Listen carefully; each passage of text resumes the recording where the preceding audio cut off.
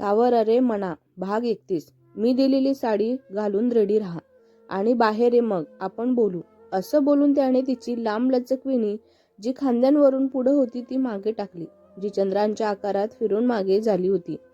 तो बोलून निघून गेला आणि ती एकटक त्याची कृती पाहून त्याच्या पाठमोळ्या आकृतींकडे पाहतच राहिली. तिने तिची वेणी जी त्याने मागे टाकून गेला ती तिने पुन्हा पुढे घेतली. तिला आवडायची अशी वेणी पुढे ठेवायची, पण आता फ्रेश होऊन तयारी करणं गरजेचंच होतं. तिने सर्व विचार आणि मनात चाललेली उथळ-पाथळ बाजूला केली आणि फ्रेश होण्यासाठी निघून गेली. थोड्या वेळात फ्रेश होऊन बाहेर आली तोच तिला त्याने सांगितलेली साडी आठवली. तिने ते क्लोजेट जवळ तर त्यात 4 ड्रेस होते आणि एक बॉक्समध्ये ठेवलेली होती साडी. तिने तो बॉक्स उघडला ज्यात साडी होती, जी बेबी पिंक कलरची होती आणि त्यावर डायमंडने वर्क केलेले होते. ती स्टॅनिकची साडी होती. तिला ती साडी खूप महाग वाटली आणि त्यासोबत साडीवर मॅचिंग ज्वेलरी सुद्धा देखील होती. ती साडी तिने बॉक्समधून उचलली तर तिला खालीच बॉक्समध्ये एक छोटा कागदी नोट दिसला. बी रेडी बाय वॉर्निंग दिस साडी. त्याने तिला ही साडी नेसू नये अशी नोट लिहून ठेवलेलीच होती. तिने ती नोट वाचून तोंड मुरगाळलं, पण आता जास्त वेळ नसल्याने तिने पटकन साडी नेसायला घेतली आणि जास्त आडेवेळे न घेता त्याला रागानं न आणता तिने ज्वेलरी देखील घातली. थोड्या चेहऱ्यांवर टेचअप करून तिनं लिपस्टिक लावली हो लावली लिपस्टिक. बिचारी विसरली वाटतं तिच्या पारची लिपस्टिक लावल्यावर असणारी प्रतिक्रिया. रीताने देखील साडीच नेसली होती. ती साडी स्वरा तयारी करून रूममध्ये आल्या. बाहेर नंदा त्यांची वाट बघत सोफ्यावर बसल्या होत्या. अशोक सर संदीप सोबत मगाशी शुभमच्या घरी गेले होते. नंदाचं लक्ष स्वरांकडे गेलं आणि त्यांच्या चेहऱ्यांवर समाधान आलं, कारण स्वरा साडीत अगदी सुंदरच दिसत होती, ज्यात आज तिने वेणी न घालता अर्धे केस क्लीनअप मध्ये बांधून सोडलेले होते. त्या जवळ आल्या तशा त्या उभ्याच राहतच नंदा म्हणाली, तुम्ही दोघीही सुंदर दिसत आहात. असं म्हणून त्यांनी दोघींच्या गालाला हात लावला. रिया म्हणाली, थँक्यू आंटी. असं म्हणून रियाने स्माईल दिली. स्वरा देखील थँक्यू बोलून थोडी लाजलीच. शेवटी पाठची आई जी होती, तुम्ही दोघी बसा, मी नाश्ता सांगते. नाश्ता करून आपण निघूया.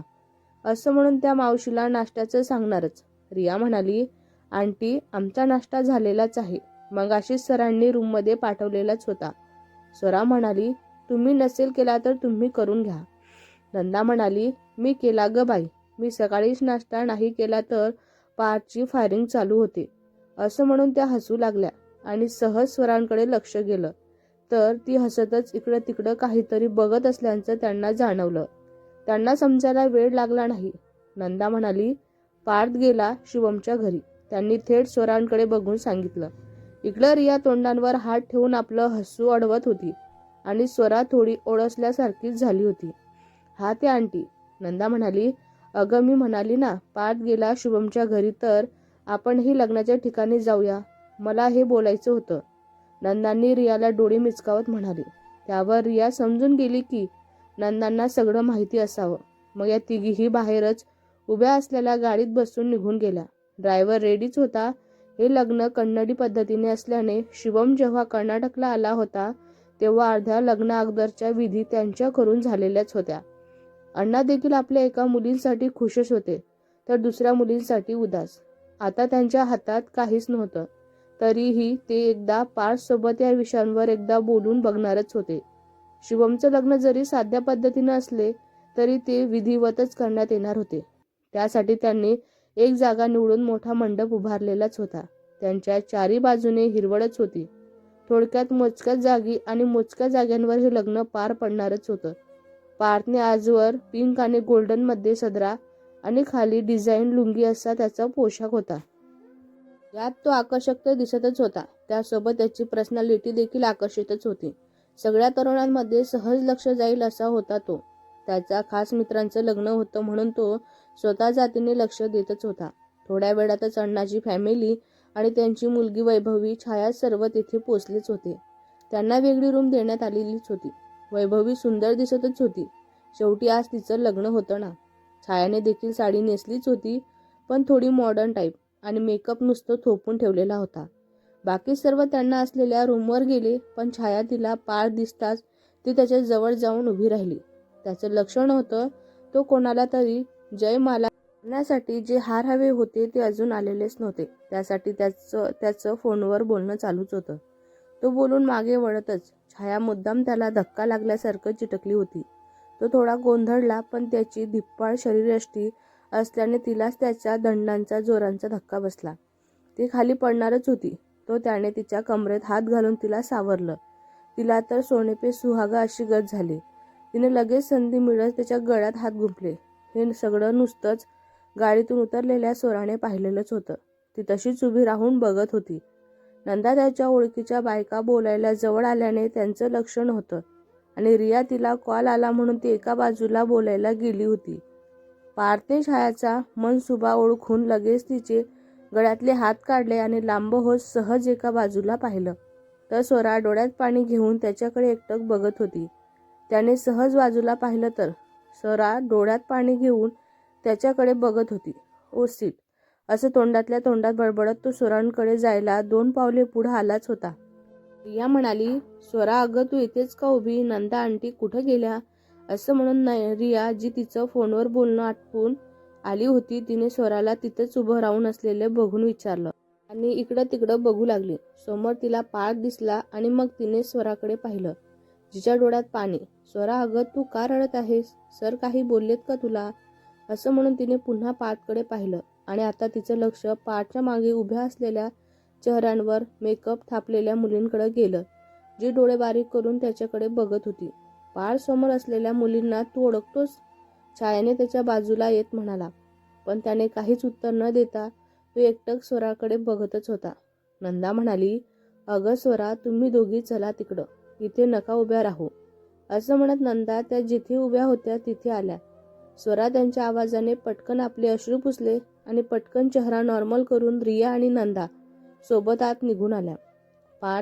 छायाचं पार्थ ऐकून set up, call me Parth and stay away from me, नाहीतर तुझी जागा दाखवायला मला वेळ लागणार नाही. त्याने लाल झालेल्या डोळ्यांनी तिला वाण केलं की तू लांबच राहा माझ्यापासून. असं बोलून तो आतल्या बाजूला निघून गेला. सध्या शुभमच्या लग्नाचा मुहूर्त जवळ आलेला होता, म्हणून त्याने नंतर स्वरासोबत बोलून हा विचार केला. या मोठ्या मंडपात मोठा स्टेज बांधला गेला होता. त्या स्टेजवर सुंदर फुलांनी डेकोरेशन केलेलं होतं. स्टेजच्या समोर दोन्ही बाजूला बसायला खुर्च्या देखील होत्या. थोड्या वेळात जयमालाची वेळ झाली तसे सर्व गेट बांधलेल्या सुंदर एंट्रीवर उभे राहिले. शुभमने सुंदर असे कपडे परिधान केलेलेच होते. तो आज खूप खुश होता. जिच्यावर प्रेम केले त्यासोबतच लग्न होत असतानाचा आनंद चेहऱ्यांवर होता. वैभवी तयार होऊन आलेलीच होती. तिने देखील गोल साडी नेसली होती. सुंदर आणि नाजूक अशी वैभवी आज नवरीचं तेज होतं तिच्या चेहऱ्यांवर.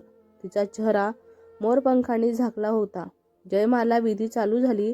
शिवमच्या बाजूला संदीप आणि पार्थ आणि त्यांच्या घरची मंडळी सुद्धा होती. वैभवीच्या बाजूला देखील सगळी घरची मंडळी उभी होती. छाया देखील उभी होती. दोघांच्या मधला पडदा हटला गेला. वैभवी ही मोरपंखांनी झाकलेला चेहरा शुभमच्या नजरेत पडला. दोघांनी एकमेकांना माला घालत जयमालाची विधी पूर्ण करून दोघेही स्टेजवर आले होते. मग पुढे त्यांच्या धारेहेरडूची विधी आणि मग सप्तपदी करण्यात आल्या.